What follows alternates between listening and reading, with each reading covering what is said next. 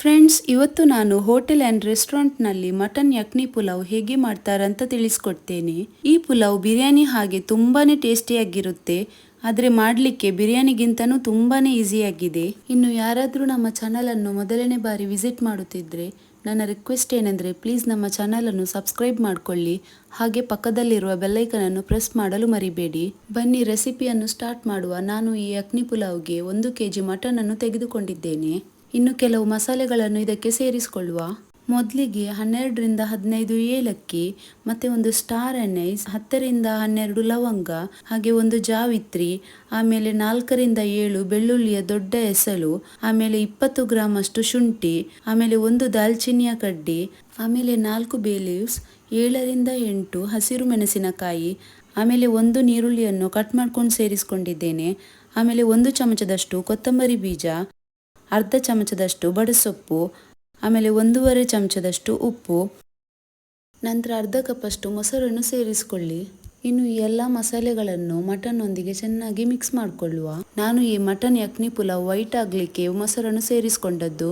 ನಿಮಗೆ ವೈಟ್ ಕಲರಲ್ಲಿ ಬೇಡ ಅಂದರೆ ಮೊಸರನ್ನು ಸ್ಕಿಪ್ ಮಾಡಿಕೊಳ್ಳಿ. ನಂತರ ನೋಡಿ, ನಾನು ಈ ಮಸಾಲೆಗಳನ್ನೆಲ್ಲ ಚೆನ್ನಾಗಿ ಮಟನ್ನೊಂದಿಗೆ ಮಿಕ್ಸ್ ಮಾಡ್ಕೊಳ್ತೇನೆ. ಈ ರೆಸಿಪಿಯ ಒಂದು ಖಾಸಿಯತ್ ಏನೆಂದರೆ, ನೀವು ಮಟನನ್ನು ಮ್ಯಾರಿನೇಟ್ ಮಾಡಬೇಕಂತ ಇಲ್ಲ. ಮ್ಯಾರಿನೇಟ್ ಮಾಡದೇನೆ ಡೈರೆಕ್ಟ್ ಇದನ್ನು ಕುಕ್ ಮಾಡಬಹುದು. ನೋಡಿ, ನಾನು ಎಲ್ಲವನ್ನು ಚೆನ್ನಾಗಿ ಮಿಕ್ಸ್ ಮಾಡ್ಕೊಂಡಿದ್ದೇನೆ. ಆಮೇಲೆ ನಾನು ಒಂದು ಪ್ರೆಷರ್ ಕುಕ್ಕರಿಗೆ 1 ಟೇಬಲ್ ಸ್ಪೂನ್ನಷ್ಟು ತುಪ್ಪವನ್ನು ಸೇರಿಸ್ಕೊಂಡಿದ್ದೇನೆ. ಈ ತುಪ್ಪ ಸ್ವಲ್ಪ ಬಿಸಿಯಾದ ಮೇಲೆ ನಾವೀಗ ರೆಡಿ ಮಾಡಿದ ಮಟನನ್ನು ಇದಕ್ಕೆ ಸೇರಿಸಿಕೊಳ್ಳುವ. ಈಗ ಗ್ಯಾಸ್ ಫ್ಲೇಮನ್ನು ಹೈಯಲ್ಲಿಟ್ಕೊಂಡು ನಾವು ಈ ಮಟನನ್ನು ಒಂದು 2 ರಿಂದ 3 ನಿಮಿಷಗಳವರೆಗೆ ಫ್ರೈ ಮಾಡ್ಕೊಳ್ಬೇಕು. ಇದರಿಂದ ಏನಾಗ್ತದಂದರೆ, ನಾವು ಮತ್ತೆ ಮಟನ್ ಕುಕ್ ಮಾಡಿದಾಗ ಮಟನ್ ಪೀಸ್ಗಳು ಕಟ್ಟಾಗುವುದಿಲ್ಲ. ಹಾಗೆ ಮಟನಲ್ಲಿ ಸ್ವಲ್ಪ ಸ್ಮೆಲ್ ಇರ್ತದಲ್ಲ, ಅದು ಸಹ ಹೋಗ್ತದೆ. ಆಮೇಲೆ ನೋಡಿ, ನಾನು ಇದಕ್ಕೆ ನೀರನ್ನು ಸೇರಿಸ್ಕೊಳ್ತಿದ್ದೇನೆ. ನಾನು ಒಟ್ಟಿಗೆ ಟೋಟಲ್ ಆಗಿ 7 ಕಪ್ ಅಷ್ಟು ನೀರನ್ನು ಸೇರಿಸ್ಕೊಂಡಿದ್ದೇನೆ. ಆಮೇಲೆ ರುಚಿಗೆ ತಕ್ಕಷ್ಟು ಉಪ್ಪನ್ನು ಸೇರಿಸ್ಕೊಂಡು ಇದನ್ನೆಲ್ಲ ಚೆನ್ನಾಗಿ ಮಿಕ್ಸ್ ಮಾಡ್ಕೊಳ್ಬೇಕು. ನಂತರ ಕುಕ್ಕರ್ನ ಲಿಡ್ಡನ್ನು ಕ್ಲೋಸ್ ಮಾಡಿಕೊಂಡು 1 ಸಿಟಿ ಬರುವ ತನಕ ಗ್ಯಾಸ್ ಫ್ಲೇಮನ್ನು ಹೈಯಲ್ಲಿಡಿ. 1 ಸಿಟಿ ಬಂದ ಮೇಲೆ 10 ರಿಂದ 15 ನಿಮಿಷಗಳವರೆಗೆ ಗ್ಯಾಸ್ ಫ್ಲೇಮನ್ನು ಲೋ ಅಲ್ಲಿ ಇಟ್ಕೊಂಡು ಮಟನನ್ನು ಕುಕ್ ಮಾಡ್ಕೊಳ್ಳಿ. ಇಲ್ಲಿ ನಾವು ಮಟನನ್ನು 80 ರಿಂದ 90% ಅಷ್ಟೇ ಕುಕ್ ಮಾಡ್ಕೊಳ್ಬೇಕು. 100% ಕುಕ್ ಮಾಡ್ಕೊಳ್ಬಾರ್ದು. ನಂತರ ನಾವು ರೈಸ್ ಒಟ್ಟಿಗೆ ದಮ್ ಕೊಡ್ತೇವಲ್ಲ, ಆಗ ಈ ಮಟನ್ 100% ಕುಕ್ ಆಗ್ತದೆ. ಒಂದು 10 ನಿಮಿಷ ಬಿಟ್ಟು ನೋಡುವಾಗ ಮಟನ್ 80% ಕುಕ್ ಆಗಿತ್ತು. ಆಮೇಲೆ ಗ್ಯಾಸ್ ಫ್ಲೇಮನ್ನು ಆಫ್ ಮಾಡಿಕೊಂಡು ಇದನ್ನು ಡ್ರೈನ್ ಮಾಡ್ಕೊಳ್ಳುವ. ಫ್ರೆಂಡ್ಸ್, ಒಂದ್ಸಲ ನೀವು ಈ ಮಟನ್ ಯಕ್ನಿ ಪುಲಾವನ್ನು ಟ್ರೈ ಮಾಡಿ ನೋಡಿ. ಇದು ತುಂಬಾ ಟೇಸ್ಟಿಯಾಗಿದೆ. ಹಾಗೆ ಈ ಮಟನ್ ಯಕ್ನಿ ಪುಲಾವನ್ನು ಕಡಿಮೆ ಸಮಯದಲ್ಲಿ ರೆಡಿ ಮಾಡಬಹುದು. ಯಾಕಂದರೆ ಈ ಮಟನ್ ಯಕ್ನಿ ಪುಲಾವ್ಗೆ ಯಾವುದೇ ಮಸಾಲೆಗಳನ್ನು ಗ್ರೈಂಡ್ ಮಾಡಬೇಕಂತಿಲ್ಲ. ಹಾಗೆ ಈ ಮಟನನ್ನು ಮ್ಯಾರಿನೇಟ್ ಸಹ ಮಾಡಬೇಕಂತ ಇಲ್ಲ. ಮನೆಗೆ ಯಾರಾದರೂ ನೆಂಟರು ಅಚಾನಕ್ಕಾಗಿ ಬಂದರೆ ನಿಮಗೆ ಈ ಮಟನ್ ಯಕ್ನಿ ಪುಲಾವನ್ನು ಟ್ರೈ ಮಾಡಬಹುದು. ಯಾಕಂದರೆ ಈ ಮಟನ್ ಯಕ್ನಿ ಪುಲಾವ್ಗೆ ಯಾವುದೇ ಪ್ರಿಪ್ರೇಷನ್ ಬೇಕಂತ ಇಲ್ಲ. ನಿಮಗೆ ಬಿರಿಯಾನಿ ಎಲ್ಲ ಮಾಡಲಿಕ್ಕೆ ಟೈಮ್ ಇಲ್ಲ ಅಂದರೆ ಇದನ್ನೇ ನೀವು ಟ್ರೈ ಮಾಡಿ ನೋಡಿ. ಖಂಡಿತ ನಿಮಗೆಲ್ಲ ಇಷ್ಟ ಆಗಬಹುದು.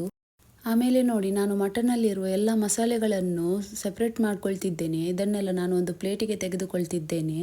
ಈ ಮಸಾಲೆಗಳು ಬಾಯಿಗೆ ಸಿಕ್ಕಿದರೆ ಚೆನ್ನಾಗಿರಲ್ಲ. ಅದಕ್ಕೋಸ್ಕರ ನಾನು ಇದನ್ನೆಲ್ಲ ನೋಡಿ ಸೆಪ್ರೇಟ್ ಮಾಡ್ಕೊಂಡಿದ್ದೇನೆ. ಆಮೇಲೆ ಒಂದು ಪಾತ್ರೆಗೆ ಒಂದು ದೊಡ್ಡ ಚಮಚದಲ್ಲಿ ತುಪ್ಪವನ್ನು ಸೇರಿಸ್ಕೊಂಡಿದ್ದೇನೆ. ಆಮೇಲೆ ಇದಕ್ಕೆ ತುಂಬಾ ಕಡಿಮೆ ಮಸಾಲೆಗಳನ್ನು ಸೇರಿಸಿಕೊಳ್ಳುವ. 2 ಏಲಕ್ಕಿ, 3 ಲವಂಗ, ಆಮೇಲೆ ಒಂದು ಬೇ ಲೀಫ್, ನಂತರ ಒಂದು ನೀರುಳ್ಳಿಯನ್ನು ಕಟ್ ಮಾಡಿಕೊಂಡು ತೆಗೆದುಕೊಂಡಿದ್ದೇನೆ. ನೀರುಳ್ಳಿಯನ್ನು ಸಹ ನಾನು ಮಸಾಲೆಯೊಂದಿಗೆ ಸೇರಿಸಿಕೊಂಡು ಸ್ವಲ್ಪ ಹೊತ್ತು ನೀರುಳ್ಳಿಯನ್ನು ಫ್ರೈ ಮಾಡ್ಕೊಳ್ತೇನೆ. ನೀರುಳ್ಳಿಯನ್ನು ಫ್ರೈ ಮಾಡ್ತಾ ನನಗೆ ಒಂದು 2 ರಿಂದ 3 ನಿಮಿಷಗಳಾಗಿದೆ. ನೋಡಿ, ನೀರುಳ್ಳಿಯ ಕಲರ್ ಸ್ವಲ್ಪ ಗೋಲ್ಡನ್ ಆಗಿದೆ. ಇಷ್ಟು ಫ್ರೈ ಆದರೆ ಸಾಕು. ಆಮೇಲೆ ನಾನು ಅರ್ಧ ಚಮಚದಷ್ಟು ಶುಂಠಿ ಬೆಳ್ಳುಳ್ಳಿ ಪೇಸ್ಟನ್ನು ಸೇರಿಸಿಕೊಂಡು ಶುಂಠಿ ಬೆಳ್ಳುಳ್ಳಿ ಪೇಸ್ಟ್ನ ಹಸಿ ಸ್ಮೆಲ್ ಹೋಗುವವರೆಗೆ ಇದನ್ನು ಸಹ ಸ್ವಲ್ಪ ಫ್ರೈ ಮಾಡ್ಕೊಳ್ತೇನೆ. ಆಮೇಲೆ ನಮ್ಮ ಮಟನನ್ನು ಸೇರಿಸ್ಕೊಳ್ಬೇಕು. ಮಟನನ್ನು ಸಹ ಒಂದು 2 ನಿಮಿಷ ಫ್ರೈ ಮಾಡ್ಕೊಳ್ಬೇಕು. ಮಟನನ್ನು ಫ್ರೈ ಮಾಡ್ಕೊಳ್ಳುವಾಗ ಗ್ಯಾಸ್ ಫ್ಲೇಮನ್ನು ಹೈಯಲ್ಲಿಟ್ಕೊಂಡು ಫ್ರೈ ಮಾಡ್ಕೊಳ್ಳಿ. ಆಮೇಲೆ ಇದಕ್ಕೆ 5 ಕಪ್ ಅಷ್ಟು ಮಟನ್ ಯಕ್ನಿಯನ್ನು ಸೇರಿಸಿಕೊಳ್ಳುವ. ಯಕ್ನಿ ಕಮ್ಮಿ ಇದ್ದರೆ ನೀವು ನೀರನ್ನು ಸೇರಿಸಿಕೊಳ್ಳಿ. ಆಮೇಲೆ 4 ಹಸಿರು ಮೆಣಸಿನಕಾಯಿಯನ್ನು ಸೇರಿಸ್ಕೊಳ್ತಿದ್ದೇನೆ. ಆಮೇಲೆ ನೋಡಿ, ನಾನು 2.5 ಕಪ್ ಅಷ್ಟು ರೈಸನ್ನು ಅರ್ಧ ಗಂಟೆ ನೆನೆಸಿಟ್ಟಿದ್ದೆ. ಮೊದಲು ವಾಶ್ ಮಾಡಿಕೊಂಡು ನಂತರ ಅರ್ಧ ಗಂಟೆ ನಾನು ನೆನೆಸಿಟ್ಕೊಂಡಿದ್ದೆ. ಇನ್ನು ಗ್ರಾಮಲ್ಲಿ ಹೇಳಬೇಕಾದ್ರೆ ಇದು 600 ಗ್ರಾಮ್ ಬಾಸ್ಮತಿ ರೈಸ್ ಆಗಿದೆ. ನಾನು ಈ ರೈಸ್ಗೆ ಒಳ್ಳೆ ಲೆಂತ್ ಸಿಗಲಿಕ್ಕೆ 2.5 ಕಪ್ ರೈಸ್ಗೆ 5 ಕಪ್ ಯಕ್ನಿಯನ್ನು ಉಪಯೋಗಿಸಿದ್ದೇನೆ. ಆಮೇಲೆ ಇದರ ಲಿಡ್ಡನ್ನು ಕ್ಲೋಸ್ ಮಾಡಿಕೊಂಡು ಮೀಡಿಯಂ ಫ್ಲೇಮಲ್ಲಿ 5 ನಿಮಿಷಗಳವರೆಗೆ ಕುಕ್ ಮಾಡ್ಕೊಳ್ಳಿ. ನಂತರ ಇದರ ಲಿಡ್ಡನ್ನು ಓಪನ್ ಮಾಡಿಕೊಂಡು ಸ್ವಲ್ಪ ಮಿಕ್ಸ್ ಮಾಡಿಕೊಳ್ಳಿ. ಮಿಕ್ಸ್ ಮಾಡಲಿಲ್ಲ ಅಂದರೆ ಮಸಾಲೆಗಳೆಲ್ಲ ಒಂದೇ ಕಡೆ ಜಮಾ ಆಗಿರ್ತದೆ. ಅದಕ್ಕೋಸ್ಕರ ಜೆಂಟಲಾಗಿ ಸ್ವಲ್ಪ ಕೇರ್ಫುಲ್ಲಾಗಿ ರೈಸ್ ಕಟ್ಟಾಗದಂತೆ ಮಿಕ್ಸ್ ಮಾಡಿಕೊಳ್ಳಿ. ಆಮೇಲೆ ಪುನಃ ಇದನ್ನು ಕವರ್ ಮಾಡಿಕೊಂಡು ಲೋ ಫ್ಲೇಮಲ್ಲಿ ಒಂದು 10ರಿಂದ 12 ನಿಮಿಷಗಳವರೆಗೆ ದಮ್ಮಲ್ಲಿಟ್ಟು ಇದನ್ನು ಕುಕ್ ಮಾಡಿ. ನೋಡಿ, ರೈಸ್ ಕುಕ್ ಆದಮೇಲೆ ನಾನೊಂದು 10 ನಿಮಿಷ ಇದಕ್ಕೆ ರೆಸ್ಟ್ ಕೊಟ್ಟಿದ್ದೆ. ಒಂದು 10 ನಿಮಿಷ ಬಿಟ್ಟು ಇದನ್ನು ನಾನು ಓಪನ್ ಮಾಡ್ಕೊಂಡು ತೋರಿಸ್ತಿದ್ದೇನೆ. ನೋಡಿ, ನಮ್ಮ ರೈಸ್ ಎಷ್ಟು ಚೆನ್ನಾಗಿ ಬಂದಿದೆ. ಒಂದೊಂದು ರೈಸ್ ಕೂಡ ತುಂಬಾನೇ ಸೆಪರೇಟ್ ಆಗಿದೆ. ಈ ಮಟನ್ ಯಕ್ನಿ ಪುಲಾವ್ ಒಂದಿಗೆ ನೀವು ಅರೇಬಿಕ್ ಚಟ್ನಿಯನ್ನು ಸಹ ಖಂಡಿತ ಟ್ರೈ ಮಾಡಿ. ಈ ಮಟನ್ ಯಕ್ನಿ ಪುಲಾವ್ಗೆ ಶತ್ತ ಒಂದು ಒಳ್ಳೆ ಕಾಂಬಿನೇಷನ್ ಆಗಿದೆ. ತಿನ್ನಲಿಕ್ಕೆ ತುಂಬಾನೇ ಚೆನ್ನಾಗಿರುತ್ತೆ. ಫ್ರೆಂಡ್ಸ್, ನಿಮಗೆ ಈ ರೆಸಿಪಿ ಇಷ್ಟ ಆಗಿದೆ ಅಂತ ಭಾವಿಸ್ಕೊಳ್ತಿದ್ದೇನೆ.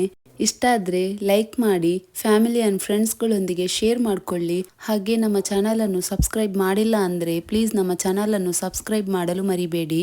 ಹಾಗೆ ಪಕ್ಕದಲ್ಲಿರುವ ಬೆಲ್ಲೈಕನನ್ನು ಪ್ರೆಸ್ ಮಾಡಿಕೊಳ್ಳಿ. ಇದರಿಂದ ನಾನು ಹಾಕುವ ಎಲ್ಲ ವಿಡಿಯೋಗಳ ನೋಟಿಫಿಕೇಷನ್ ಮೊದಲು ನಿಮಗೆ ಸಿಗುತ್ತೆ. ಸೊ ಫ್ರೆಂಡ್ಸ್, ಇನ್ನೂ ಇಂಟ್ರೆಸ್ಟಿಂಗ್ ರೆಸಿಪೀಸ್ಗಳೊಂದಿಗೆ ಮತ್ತೆ ಸಿಗೋಣ.